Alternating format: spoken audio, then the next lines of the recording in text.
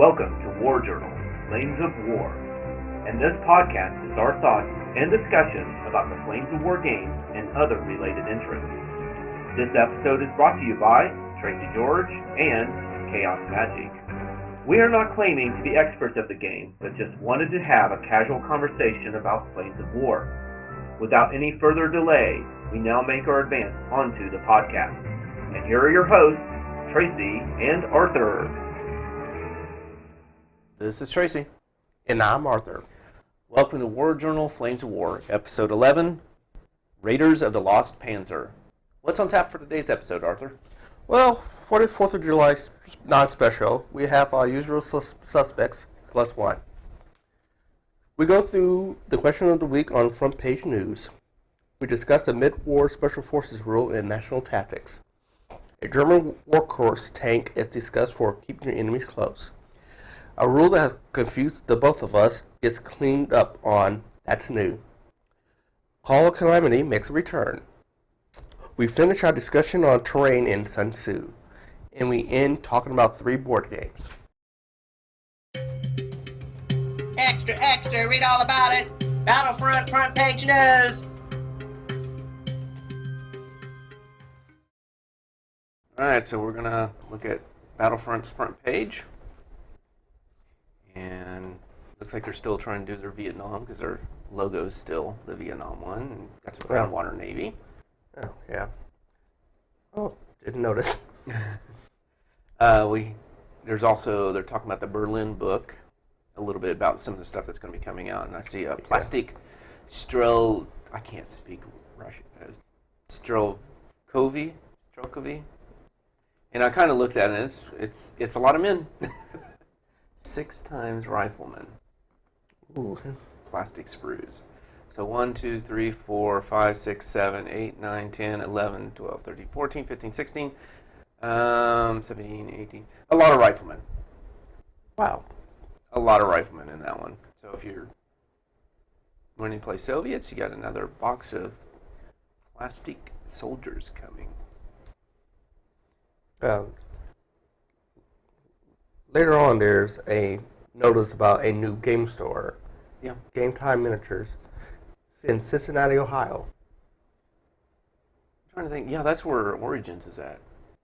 Oh, interesting. So, yeah. I wonder what kind of store they're going to have any place to play, and does there be any reason to take a road trip there? Who knows?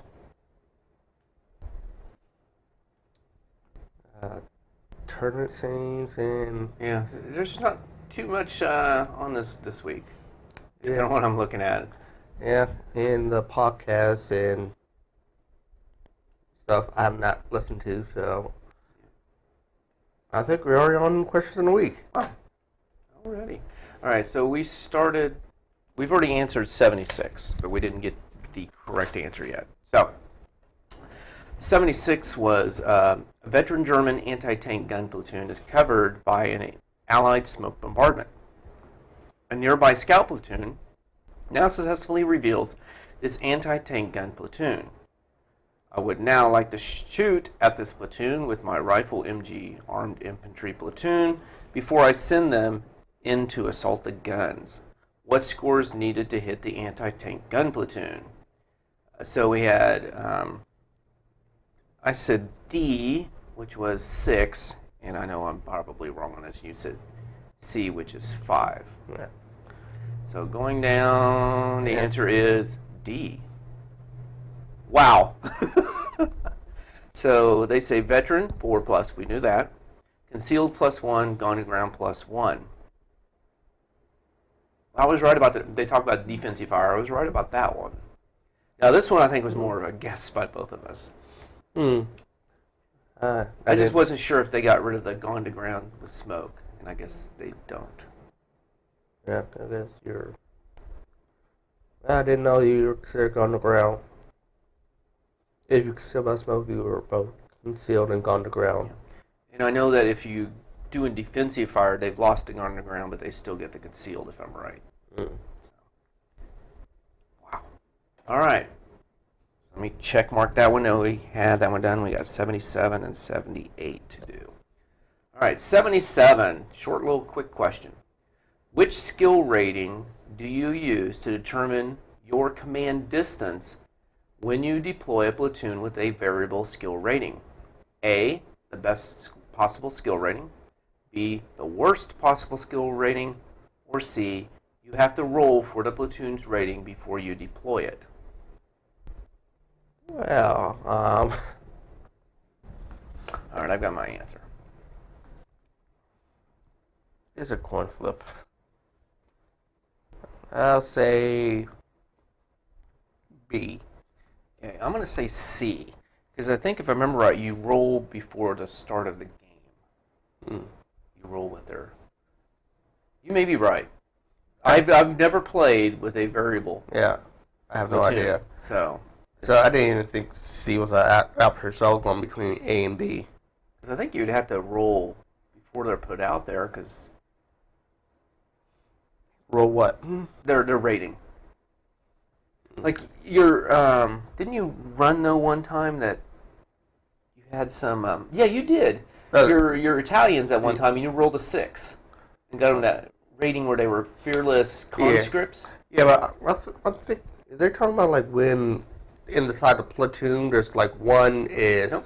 This is variable skill rating, so it's going to change. It's one of those die roll things, is what I'm thinking. That would be a mixed rating. I was thinking it was mixed rating. That's what was going on. I was too until I saw the last one that says you have to roll, and I was like, oh. Okay. Don't want to change my answer there because I thought it was mixed rating that. Yeah, and if you're talking about these kind of stuff, then yeah, it's C. Okay, you're going to change to C. All right, we're going to see if it's down here. Going down. The answer is, you should have kept your answer. Wow. It's B. So you have to put them down basically 2 inches if they're infantry or 4 inches if they're like a Worst tank. rating. And then roll. Then roll. Wow. That's kind of rough. Wow. Okay. Well, we're going to put a little check mark next to that one. So I'm batting a 0. all right, last one, and I'm pretty sure this one's probably not down there, but we'll see. Okay, an infantry platoon moves at the double with all of its teams. In the following enemy turn, this platoon is ambushed and assaulted. What actions may this defending platoon take during the assault? We have A, conduct defensive fire. B, move to counterattack. C, break off. D, none of the above. Now, is this another... This is what's telling me now, because sometimes they have it where it's multiple choice. You could choose like A and C, but they don't tell you that you could do that. So, I'm just going to go where there's only one choice. Okay, I'm going to say this. I say C. That's what I said. C.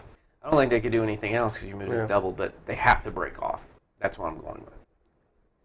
So let's see. Oh, it'll be there next week. So next time, we'll see how we did on this one. So we both said C. So probably means we're both wrong. Because last time, well, what's the other one? We both said C and we're wrong. The previous one. Well, I got the question wrong. Well, wrongly understood the question. I got the answer right. All right, we're going to move on. This is your in-depth reporter, Tiger Sherman, from Military Times News, and our continuing coverage of national tactics.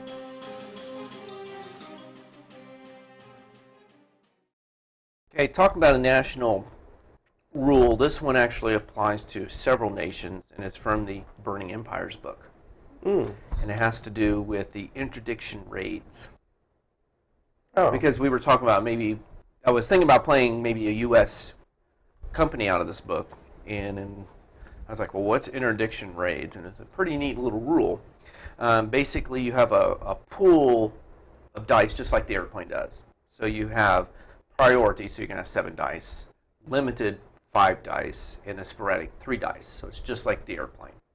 And you're going to roll those, and every time you roll, of course, you lose 1, just like the airplane rules. And it's basically 100 points, 200 points, or 300 points. And one of the things it allows you to do is you can do time of day for the attack. So you can decide, is it dawn? Is it dusk? Is it nighttime? So you can set up the time of day you want to attack. So they have it's all in a timing. So time of day special rule. Now here's where it gets really interesting. Is at the beginning of the opponent's turn, I'm going to kind of read it because I'm kind of new to this and it sounds pretty interesting. At the beginning of your opponent's turn, before any dice are rolled for reserves, you may request an interdiction. And then basically the opponent rolls his reserve dice. Then you pick up all those dice just like the airplane and you roll. And every 5+ you get nullifies a positive result for reserve coming in. So you can start delaying the opponent's reserves coming in. Now, what about, and then of course you lose the dice. So now you're down, if you were a priority, now you're down to 6. So then you roll 6 dice and then you're down to 5 and so forth. Okay. The other thing was that if, like the first mission, free-for-all, there's no reserves. You can force the opponent to put stuff in reserves. And this is where it comes for that sporadic, limited, and priority. You don't have dice anymore. So if you go for sporadic, which is the lowest level, they have to put 1 platoon in reserve. If it's limited to priority, 3. There is some little special rules with this also. They can always deploy at least 1 platoon, so you can't keep them from deploying anything. And they get all their independent teams on the table. And basically, if you do that, that's all you do during the game. Your dice are gone. You just basically put some of their units in reserve, and that's the only thing you're going to get from this. Mm-hmm. But when you're looking at what units get to use this ability, they're not big units, big choices.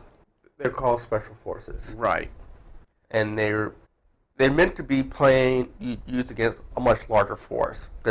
Right. And I've looked at they have special forces missions that you're supposed to play as. Yeah. Well, I was reading that, and I was like, oh, can you only use them on special missions? No, they said you can use them in a regular game. Well, it's just that most of them can't get to the point total. Yeah. Like, I'm looking at the USA The here. US is huge compared to the others. I'm still looking, and I don't think I'd be able to get to 1,900 points if I chose everything here. I'm lucky to get to 1,000. Yeah, because you had that one. This one list is just men, airplane. That's it. And it was one platoon of men. Yeah. It was like a car, wasn't it? Yeah, it wasn't even have HQ. There was no HQ either. We were both looking at it going,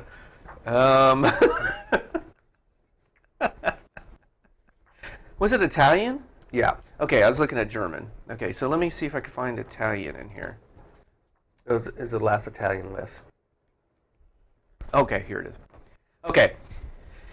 It's on page 150.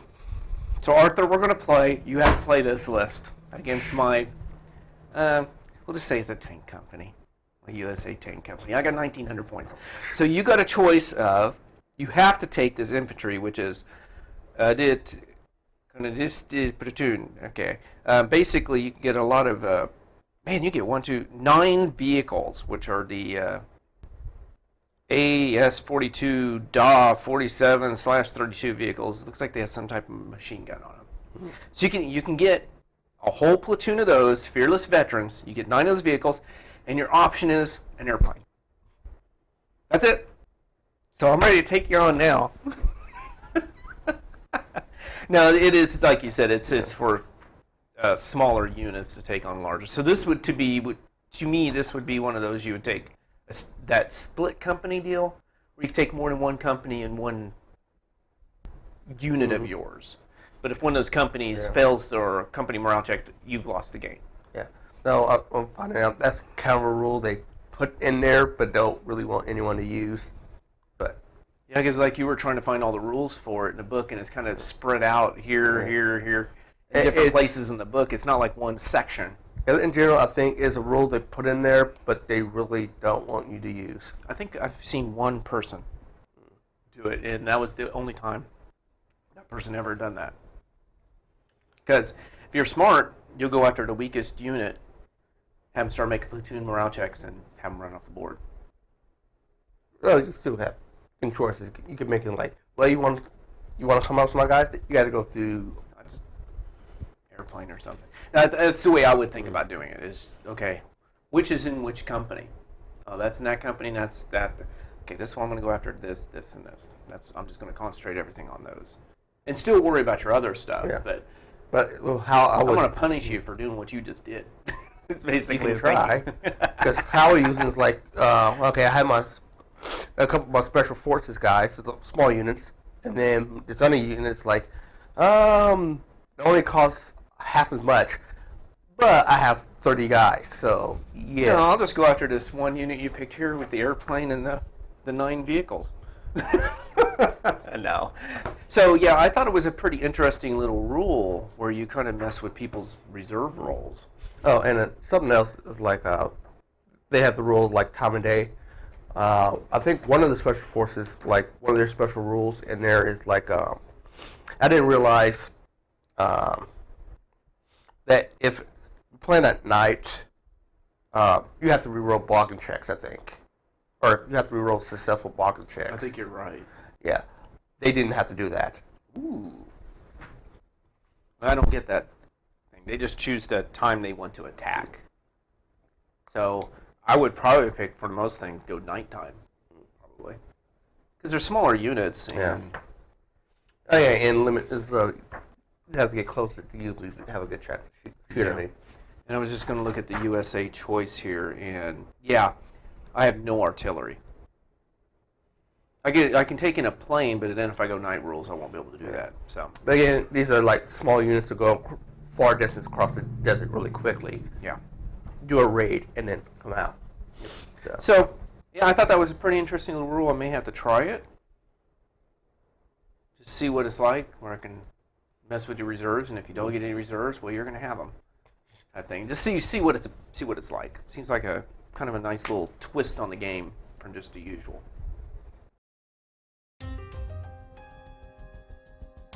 Keep your allies close, but keep your enemies closer.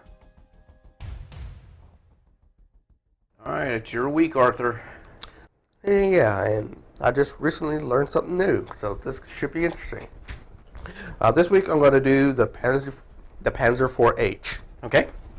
And the first thing I noticed is like a lot of your books don't have the Panzer 4H. Yeah, I was looking. I was like, J is what I kept running into. Yeah. So the Panzer 4H is the one they just released a plastic version of. And something else I just realized is like the stats for the original Romangan in Atlantic Wall are 2 different stats. It's similar, but they different. So Let's see what the difference is, because Bridge of Remagen would have been later in the war, Yeah. so maybe they made slight improvements or something. I don't know. or I think they're just falling apart. Oh, that's true. It may be true, yeah. That's how I can tell the difference. Let's start with the electric wall, the version I'm most used for. I think I played with lists with my earlier list. I was using this version. Okay. So it's a standard tank, front 6. Okay, hold on for just a second. I'm actually using the North African book to compare. So this is even before what you're looking at. So I'm going to see. I'm going to look see are these the same in these 2 books? Okay. Yeah. So front 6, side 3, top 1, 32-inch range, rate of fire 2, anti-tank 11, firepower 3+. and it moves as a standard tank, right? Yeah, standard tank. So both those are the same so Yeah, far. I think all those are going to be the same. What's different is equipment. This one has the coaxial machine gun, hull-mounted machine gun, protected ammo, and the Shuzins. Oh, do you know what? What's that last thing? The Skirtsen thing? Skirtsen, yeah. Okay, this does not have. So the African one does not have the Skirtsen, where that one does. So we see a little bit of evolution right there. Yeah. Okay, so what's going to be the difference between the Atlantic Wall and the Bridge of Remagen one? The Bridge of Remagen also don't have Skirtsens. I think they may be just running out. Either running out or they took them off and put them on the J's, because the J's have them. Oh. But the H's does not. Also, they're unreliable. Like I said, I think they're falling apart by this time. What the point difference is on those? That'd be another interesting thing. But you'd have to make sure you have the same rating and all that. Would be the tricky part. So that's one thing I did not know between they changed over time, which would make sense because I bought some, and it gives me the option to put on skirtons, but I don't have to. And the reason why, like, some lists don't have them, or you know what? I wonder if, like, it doesn't come with skirtons here. I wonder with the list that has Panzer IV H's and original Mongan, I wonder if there's to have the option to add them. And we really don't have very many Panzer IV H's in original Mongan. But I found a list that has Panzer III's, and I can pay to upgrade it to Panzer IV's H's. And they also have the rule I can add skirtons for 5 points for any of the tanks. Oh. So yes, I can still have them in there. I thought that would be weird, but that's one thing I just learned. Panzer IV H's comes in many, many different flavors. They do. That's interesting. Yeah. Now, one reason I like the Panzer IV H is it's almost as good as the Panzer A, and top of the same. So if I'm getting hit by artillery, Right. it'd be just the same as anything else. Its gun is almost as powerful as the Panther, 11 to 14. But I still think it has a good punching power. But the big thing about it is, like, the Panzer IV H is so much cheaper than the Panther. It's a lot cheaper. Right. So that's like why I want to have more tanks. And when losing a tank doesn't hurt as much, the Panzer IV's workhorse in the army. I think that's the one that's got that weird thing around the turret too. Some like extra Yes. metal thing. That's how I recognize it. Yeah, like I have the one of the only tanks I have fully put together, just need to paint, is the Panzer IV H. I just forgot to bring it because I forgot I was doing this. I think that's it. That's new. All right, Arthur, you're taking it this time. Yes. It was like a question we had playing, and we never knew the answer. And I finally found the answer, so now I get to quiz you. Oh boy. The thing is, like, there's several different lists in the Nuts book, and I thought it was in another book, but I couldn't find it. But just in case, for purchasing artillery, they usually you have 2 sections, Correct. and there's one point toward for one, another point toward for all of those. Usually either 3 and 6 or 2 and 4. And then underneath it, it has this rule: you must purchase all guns from one gun section before adding any team from another gun section. And can you come up with any reason why they have that rule? Okay, so what we got in one gun section is 2 artillery pieces. Yeah. The second gun section has 2 artillery pieces. Yeah. Now, when you purchase them, in the normal, they say like, for one gun section it costs this much. For both it costs. So they have that up there. Okay. If you want one gun section, it costs this much. If you want the second gun section with it, it costs this much to have both gun sections. But then they put underneath, you have to buy one gun section before you buy the second gun section. That's what threw us like, well, wait, when you normally have to do that. Yeah. And I'm still confused about that. Yeah. The reason is, I guess in like 2nd edition or earlier, some jerk weasels will like try to like buy, say, one gun section and then have it like be, say, it's count as 2 as 1 and 1. Because see, the second gun section comes with a observer. So what they was trying to do is buy the least expensive and then get 2 observer teams for it. When you What? I'm going to look at this because I don't see, is there 2 observer teams? No, there's one observer. There's a staff team. Oh, there is 2 observer teams. Yes. So what they was trying to do is get 2 cheat and get 2 observer teams. Okay, so for people that can't see it, let's see, we're in Nuts book and this is page 70.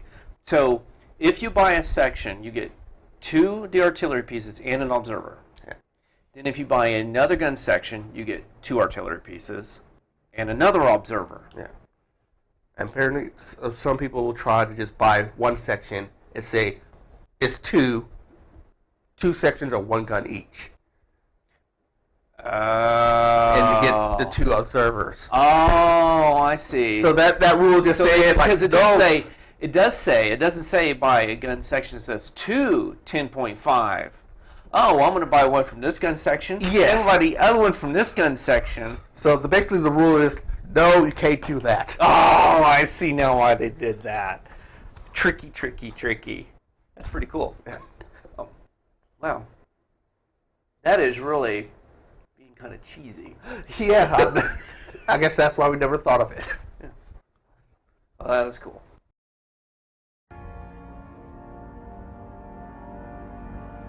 It's time for Call of Calamity campaign!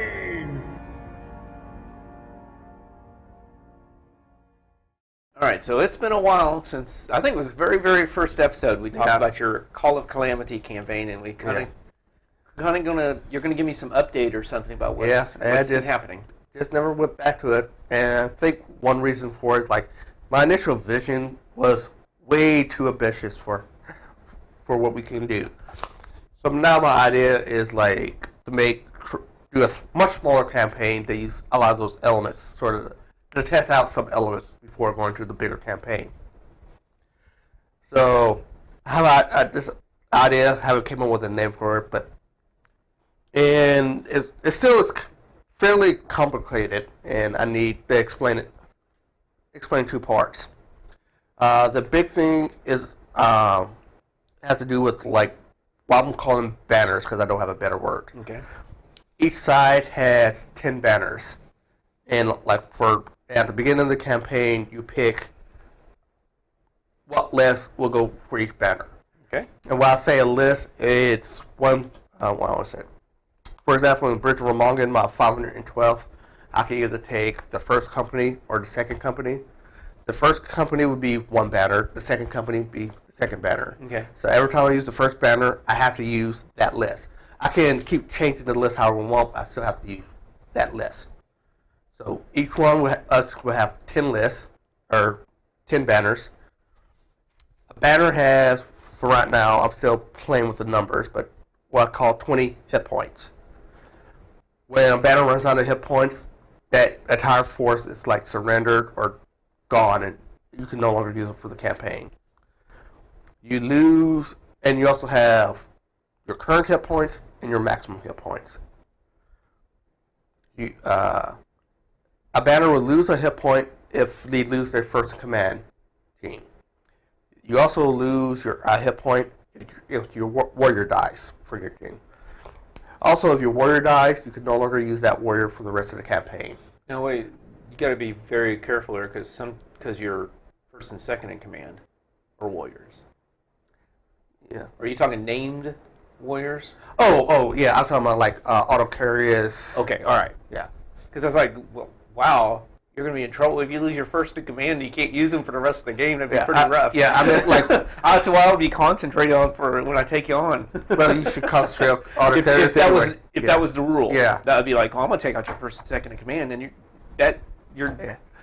You need to. I'm talking about like your heroes from Easy Company. Okay, yeah. Autocarriers.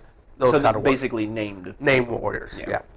Yeah. I forgot about that. I need to make sure I put that in the notes. But yeah, if you lose a warrior, you lose a hit point. Also, if you lose a warrior or your first in command, your maximum hit points go down 1. Well, thinking about this, kind of going through this a little bit. Thinking about that, why would I want to take a warrior then? I mean, yeah, they've got the special rules and all that, but then you're thinking, wow, if I lose them, that's a whole point for you. Yeah. Would it be better just to spend that points on something else? Oh, this is hit. Oh, no, this is just hit points. It's not actual points. But the thing is, like, I have to worry about auto carriers. Cause also, if I lose him, he also reduced the win loss. I'm just wondering if that's in this game, because Because I know what you're kind of basing this Yeah. on, and they have a lot more. That game has a lot more, I think, like special characters that you probably make your army tremendously better. Again, also, auto carriers is really, really good. So they make me testing, like, do I really take him? Yeah, that's what I'm saying. I don't know if it. I'm just throwing that out there as we're talking about it. It's like, well, if that's true, I may not even look at Warriors from now on. It's just something to think about. I know, I still probably will because auto carriers is that good. And one next thing, if you lose a game, you lose hit points equal to the point differential. So if you lose 6-1, your banner loses 5 hit points. If you lose 4-3, your banner only loses 1 hit point. Okay. If you, at the end of the game, if more of your platoons are destroyed, you lose 2 hit points unless you already lose. Unless you're the loser and you lose equal to or more than that. Okay. Also, when you lose a game, your maximum hit point goes down 1. And that's all just a general list of what the banners are. Now, at the start of the campaign, we both will only have 5 banners each. Like, we have 5 on 5. The other 5 are on their way, but they haven't got to the impact yet. The campaign is broken down into rounds. Like, each round has like 3 or 5 battles, and each battle will affect a major part. The first round will have 5 battles, and we'll line up every one of my banners will fight every one of your banners. And one banner, one of the battles will be for control of the battlefield. And basically, next round, they can pick one of their banners to rest, and it will heal. So that battle's important. The other 4 battles is trying to prevent or allow another banner to come in. So the first battle is, and I worked it out like this. If you're trying to get your banner to come in, if you win, that banner comes in round 2. If you lose, if you lose by 2 to 5 or 3-4, it comes in round 4. If you lose by 6-1, then it comes in round 6. So it really got delayed, and that's the same for all 4 of those battles. Just each battle is for a different banner. Then round 2 is just 3 battles. We each pick like 3 banners to fight each other, and then we just add up the point totals of like the 5-2, the 3-1, 3-4, whatever. We add them all that. Whoever has the highest point totals is the winner, and they get a bonus. I had an idea for a bonus, but as I was running, that changed. But we'll get some kind of bonus, and we'll keep going from like that. I have like 3 or 4 rounds, but I think I have different ideas changing, so I'm gonna won't go into that now. But that's the general idea. So it sounds different than what I thought it was going to be. So this is more of an abstract, Yes. instead of like a map. Yeah. I was thinking map campaign. Okay, I'm going to move over here and attack those guys. But it's more like This is all right, very we're planning a battle next week, and pick who you're going to bring in. Yeah. You got 3, so which one of those? And I'm going to have to pick mine, and then boom, here we are. Yeah, it would just kind of make up a map. So like, okay, this banner's here, and they're moving over here, but it really doesn't coordinate. You don't even need a map then. Yeah, don't really need a map, but just kind of taking the abstract and putting a picture to it. But it's not a picture that actually affects the gameplay. Oh, we'll have to see. So that's what I initially started with, and probably going to go out to like 10 rounds, and then after that, probably want to play the campaign, because going beyond that, like, I'm not sure what you have left. So also, it sounds like you're kind of working this. You're kind of basing off something else, but it sounds like kind of trying to work some other things in, or. Other thing is the name banners. I got that from somewhere else, but in general, this is why I had some of the stuff I had in what I wanted to do for the Call of Calamity, except for I want to add story elements and way more stuff. But mostly, this is just ideas for how I will want to run a Flames of War campaign. Okay. So, well, one of the things you can think about is like you're saying, like they're going after these artifacts and stuff like that. Yeah. So this is a battle going for those artifacts, Yeah. and you decide to send this force, and I decide to send this force, and we've met up. So you can still kind of throw that story element in there, Yeah. but it's not going to be map based. Yeah, that's Campaign. that's what it was going to be before. But this, I was kind of just testing the elements. All right, soldier, you will shape up and you will listen, because we are now going to talk about Sun Tzu and the art of war. Attention!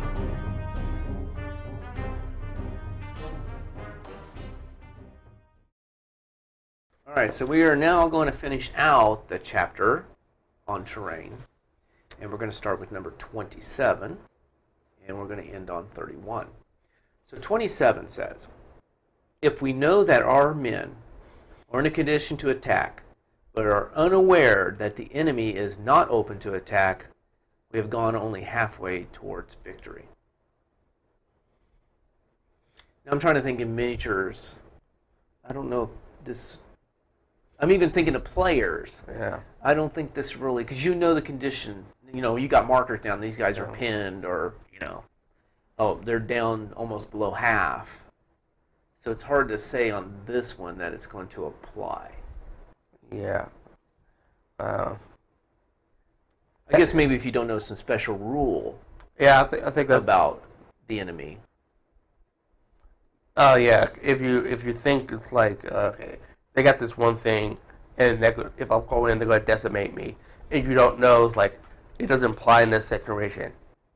That's one way it could fit. I guess one of the things I can think about is like when the guy first ran into my jumbos, and he's like, he didn't know about the rule about the jumbo. He's like, what? What? You know. So I kind of threw him. Okay, so like that's where the enemy is not open to attack. My jumbos were not open to attack because you only do anti-tank 11, and that has a 12 front. Yeah. You just wasted your shots on him when it could have gone against something else. So it's not open attack. So it'd be like the reverse. It'd be like something like you think they have some kind of rule like the jumbo. Oh yeah, it's like I'm not gonna shoot them because you got the jumbo in there, and you're like, oh, that's not a jumbo. What? So that's how that one would fit. Okay, so number 28. If we know that the enemy is open to attack, so this may be what you're talking about. So now they're open to attack. The jumbo's not there, but are unaware that our men are not in a condition to attack. We have gone only halfway towards victory. Well, no, that doesn't apply either then, because our men aren't ready, That'd be and the enemy is, though, open. yeah. Like, I've lost my jumbo now, but you have nothing to capitalize on it. The best way that this would fit is just like misplaying the game. Essentially, like, okay, I could take this out. He's going to take them out. Okay. And then you get to it, was like, wait, they pinned out. I forgot the roll. Oh, yeah.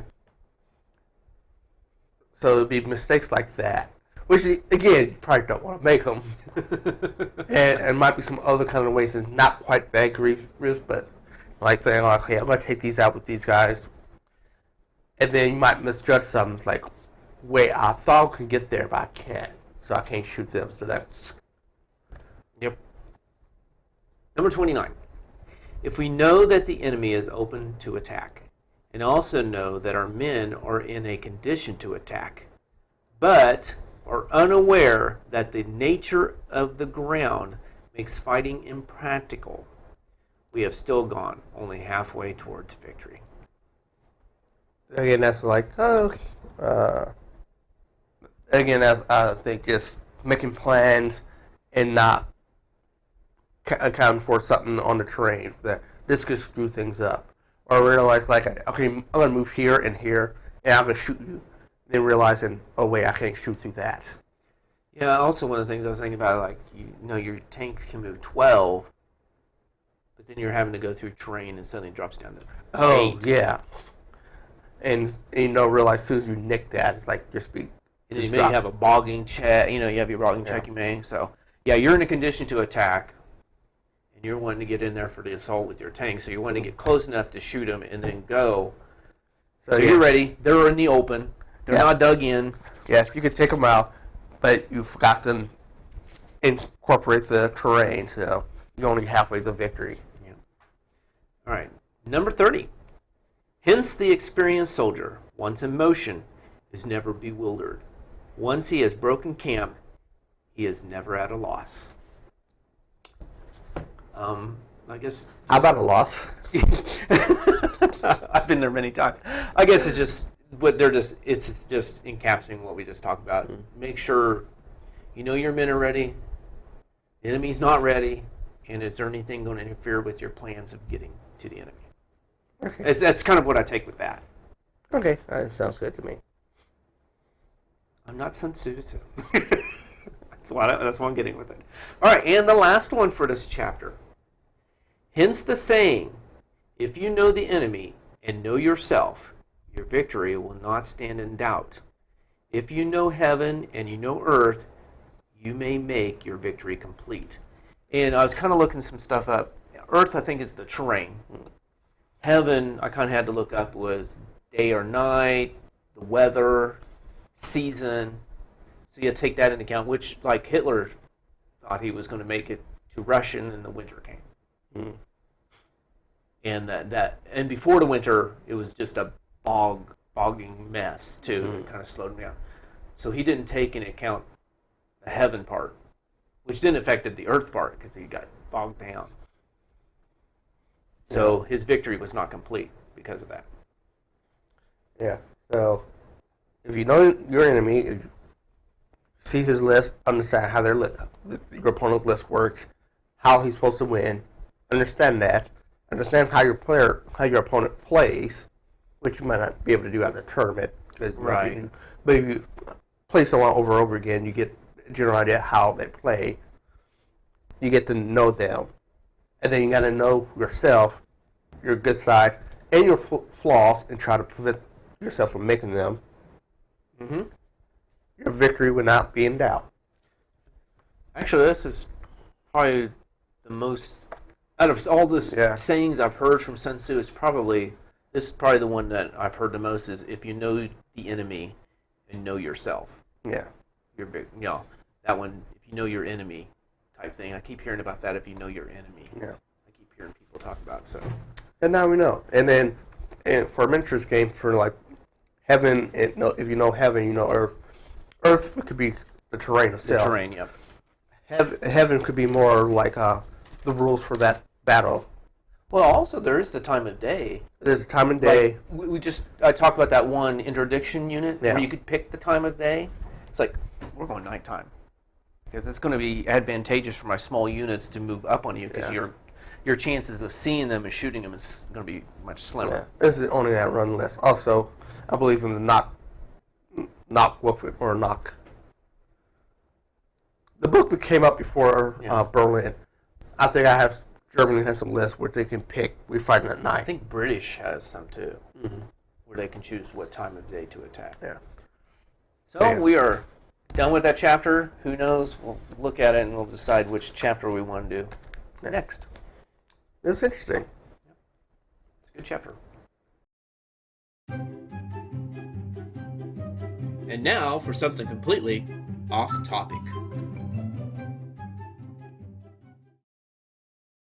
All right, so we played a couple board games. One of them took a long time to play, but I rather enjoy it because it's actually more of a relaxing board game for me. So the first one we tried, we had 3 players, which was Spyfall. And I decided, well, what Spyfall is, it's one person's a spy. The rest of the people are trying to figure out who the spy is, and the spy is trying to figure out where the people are located. And there's 30 locations.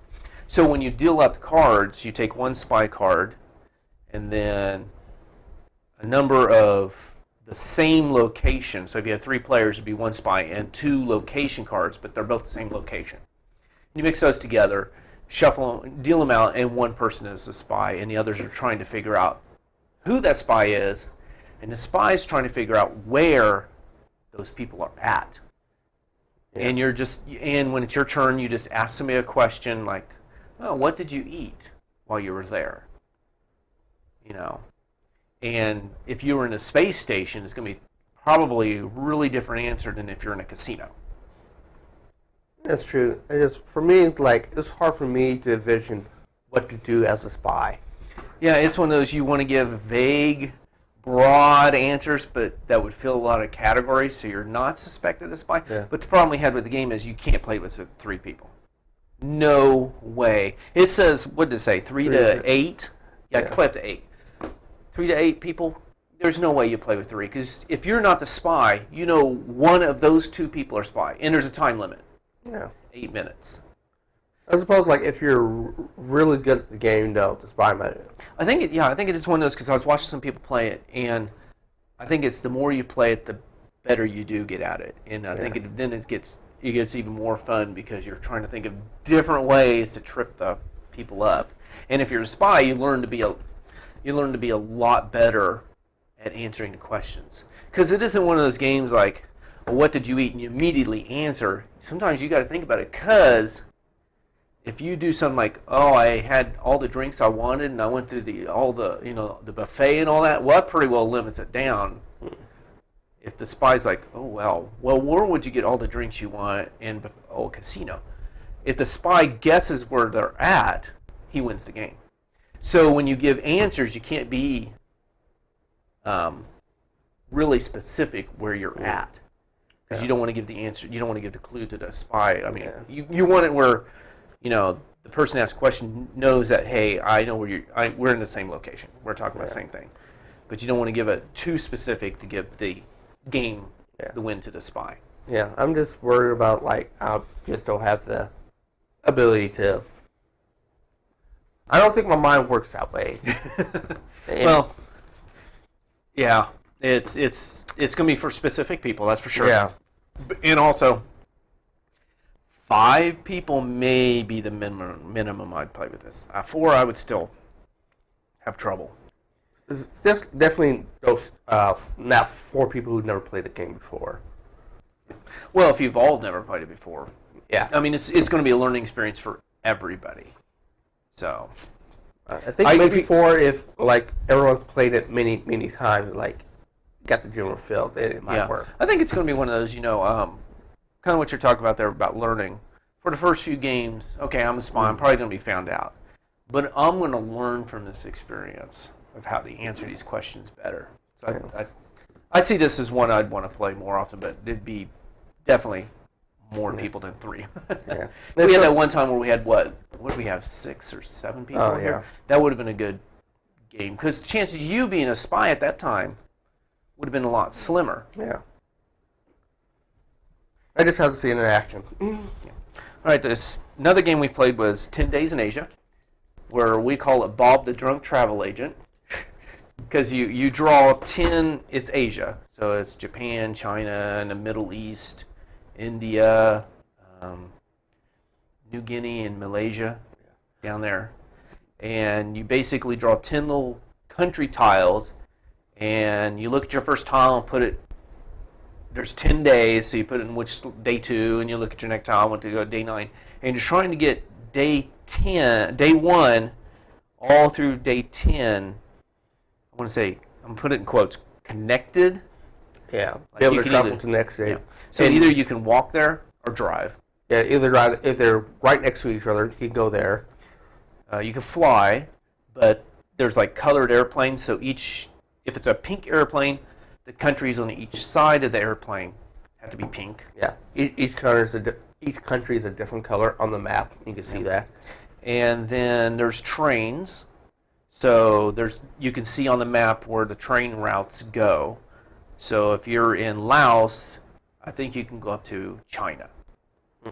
Or if you're in Iran, you can take the train. There's several countries it can run to, so you can put a train between those two countries. It's really hard to kind of explain this game without seeing it. And then there's two different ships. One goes in the Pacific Ocean, and one goes in the Indian Ocean, and the map shows where those two areas are split up. So if you're doing Indian Ocean, you can go, I'm going to go from Iraq, put a ship down, and if a country you're going to is connected to the Indian Ocean, you made a connection. Yeah.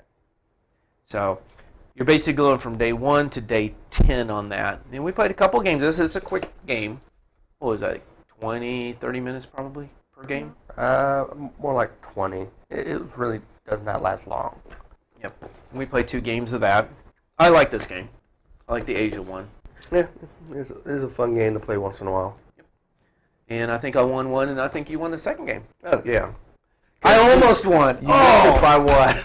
Oh, my last country was messed up. I was like, I won. So, you go through it, and you get, like, the last country's like, it's not connected.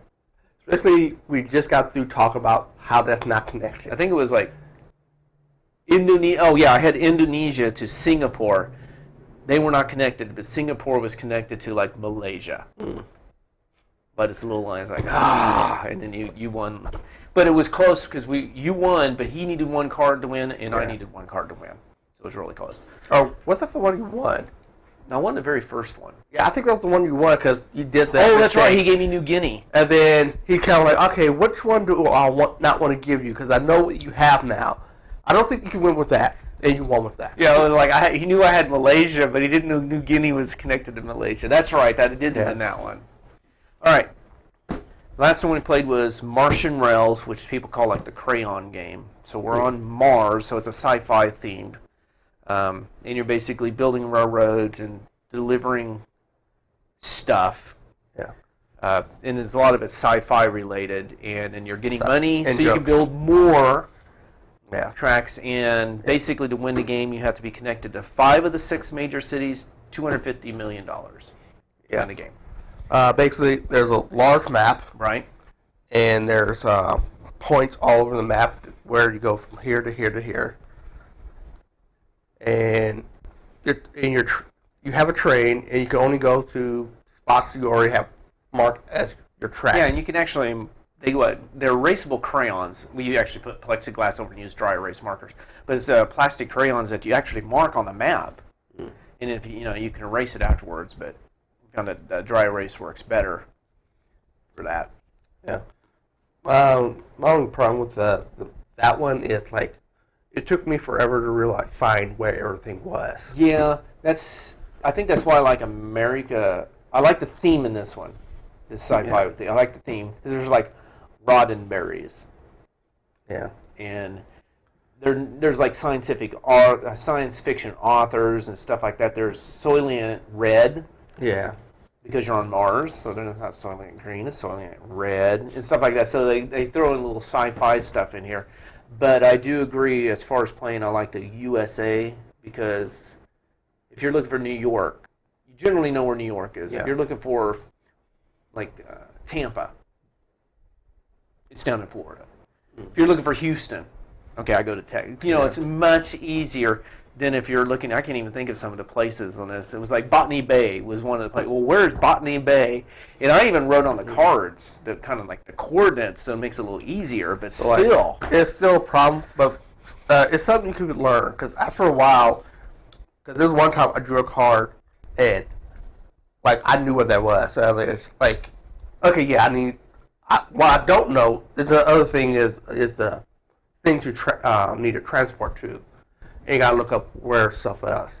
So there was one time I'd pick up the card. I knew where I needed to go. I was heading there, but I'll still have to stop and look up where I get that item. Right. So this was like your second time playing it? Yes. And this was the other guy's first time. And this one is rough because it has like every terrain feature you could think of that they have in all the crayon games. Plus canyons. Yeah. And like all these different, well, I guess they're waterways or like rivers or streams in the regular game. They had a lake, that's in the regular game. They had volcanoes, you had mountains, you had swamps, you had the forest, you had desert. I mean, it had every terrain feature. Where U.S., it's basically, I think, just, I think there's a few. No, it's just plains and mountains, and that's it. Wow. I think really in the USA one. And the thing is, like, that screwed up my counting, because I counted stuff now for like, oh, I forgot that terrain, which increased the I was cost. marking it, and I was far enough away that it looked like a dot, and I was like, okay, and I was counting out loud, and you guys go, that's a swamp. It's like, what? Oh, it is a swamp. It looked like a dot, like one of the bigger desert dots or something from where I was at. So yeah. So I like the sci-fi theme in this one, but I think I'd still prefer playing the USA map. Yeah. This one also. Oh, another difference between this one and the USA one is this one's like a globe, so you can go from the left side of the board clear over to the right side of the board by looping around. Where USA is, if you want to get from the East Coast to West Coast, you're going to have to go through the U.S. Oh, and it has Canada and Mexico, too, on that one. Yeah. I think I'd like to play it again, but whatever version, either that or the fantasy version, I want to look at the map and take time trying to memorize. The fantasy one is, you're going to run the same situation you run in Martian Rails, and I'm probably even worse at that one. I did mark the cards on that one too, coordinates and all that, but still, it's like me handing a map to a foreign country and saying, find this city. Yeah, I think that's something I just need to get the map ahead of time and actually study it. It's almost like class. Yeah, this is a long game though. How long did it take us? 4 hours? Let's see here. Well, we started, it may have been about 4. Because we played this game, 10 Days in Asia, and then we ate and came back. And then we played Rails for... Yeah, I think about 4 hours. 4 hours. But part of it was teaching the game. Yeah. And I didn't really remember all the territories, and you two were just learning. You were trying to remember the game, and he was just learning it, so that took some of the time. It says 2 to 6 hours. Oh, 2 to 3 hours. That's if you're really good at it, which I don't play enough to be that good at it. Yeah, like either good at it or like you need to know where all the locations are, and you need to know where to pick up stuff. Yeah. And just where to pick up stuff and just trying to find stuff was what bogged it down for me. Yeah. Yeah, that's the hard part, especially when you get a new card. Yeah. You're like, oh. In my horrible beginning. Yeah. I tried to warn you. You do what a lot of people first do. They see that big route and go, I'm going to get all this money. And the thing is, it wasn't a big route. It was just 2 small routes. They went to the same location. So I figured, like, I should be able to connect them both of them and then go to the location, and I couldn't. Yeah, that terrain can get you too, because I think you're running through a couple of volcanoes. Oh yeah, I didn't realize I was surrounded by mountains and volcanoes, and I went a long way around. You said like you just go through this. Oh no, that is actually still cheaper. Yep. All right. Well, we'll see what next games we'll play next time. I really want to try this. You probably don't want to. I really want to try that Spyfall, but definitely, it's not a small group game. It's what I call. It probably falls in the party game category. Yeah, I see that. Definitely. Well, that wraps up another episode of War Journal, Flames of War. Your host, Arthur and Tracy, thank you for listening to this episode. You can find us on iTunes. If you like the episode, please subscribe and leave a positive review. You can find us on Facebook at Flames of War. And please like us. In addition, you can follow us on Twitter at warjournal_FOW. You can also find us on YouTube. Search for Tracy George, Flames of War. You can read Arthur's blog at chaosmagicwizards.blogspot.com. Finally, you can email us at warjournalflamesofwar@gmail.com. War Journal Flames of War is all one word, so no spaces are required. Also, please share the show on any social media of your choice. So, until next time, as always, have a good game.